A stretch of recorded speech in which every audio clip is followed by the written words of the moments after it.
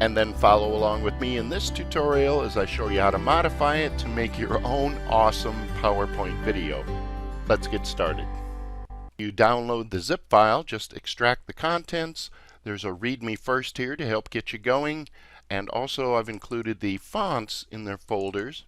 Just right click on these and install.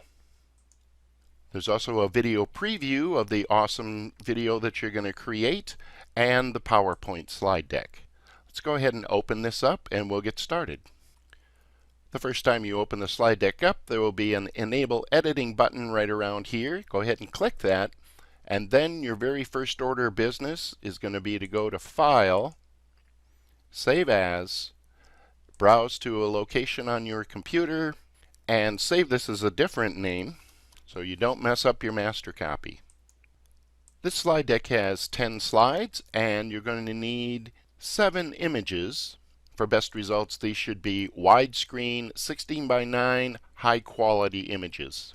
And there's also an optional logo on the last slide. So let's take a look. Now at first glance, it might seem kind of strange that all the slides look blank here. So what we need to do is, on the first slide, we'll go ahead and click on any object, go to Format, and open up the Must-Have tool to be able to modify advanced templates like this, the Selection pane. You can also click the link to watch my tutorial on how to add this and other must-have tools up on your quick access toolbar. The first 2 slides don't have any images, they have text. But as you can see, the text is a little bit buried down in the layers here. So what I'm going to do is hide all and then turn this layer back on. And now I can go ahead and modify my text. Make sure you turn them all back on when you're finished, and then we'll go ahead and click the star here to preview. Let's go ahead and repeat this process for the next slide, which also has text on it. Hide all, show the text box, and go ahead and modify it. Turn all the layers back on and give it a quick preview. Let's move on to the next slide. This slide has an image that we'll modify. And if you're noticing a trend here, I'm going to go ahead and hide all, and then I'm going to look for the stuff that I want to reveal to be able to modify. All the way down at the bottom, I can see that there is a picture placeholder. So let's go ahead and turn that on by clicking the eye. And at this point, what I can do is right click on it and say Change Picture from File. Navigate to my pictures, choose the first image, and insert. Let's scroll back up a little bit and see what other elements we might want to modify. So here, I'm going to turn this one on. It says Slideshow Opener, and I can see it's a text box. And the same with this.